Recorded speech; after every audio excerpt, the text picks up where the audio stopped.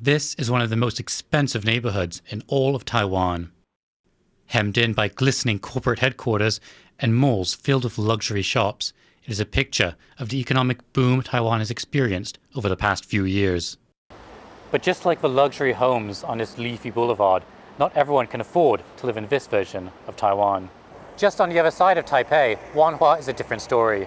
It's the most historic and also the poorest part of the capital. There are more low-income households here than in any other district in the country.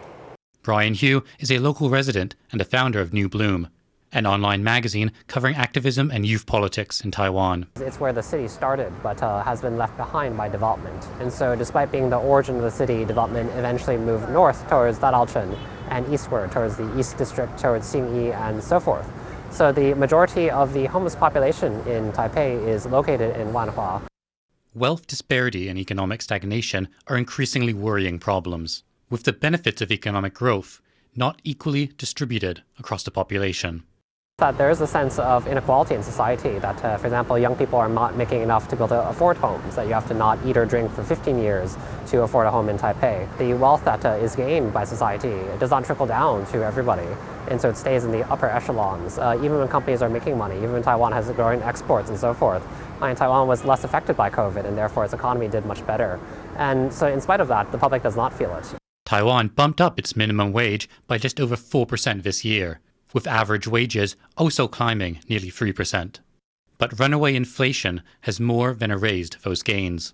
Real wages in Taiwan actually saw their steepest yearly decline for a decade in 2022. After adjusting for the rising cost of goods, real average salaries in Taiwan have barely changed in over 20 years. This has made attracting international talent all the more difficult.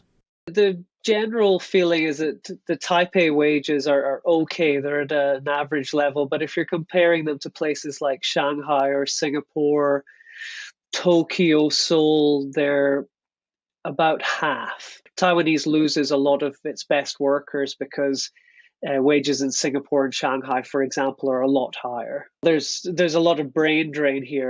In many countries, extreme wealth is becoming more concentrated in just a handful of people. And with 9 in 10 Taiwanese workers saying they're unhappy with their wages, this is one unwanted way that people here are connecting with others worldwide. William Chen and Ryan Ho Kilpatrick for Connected.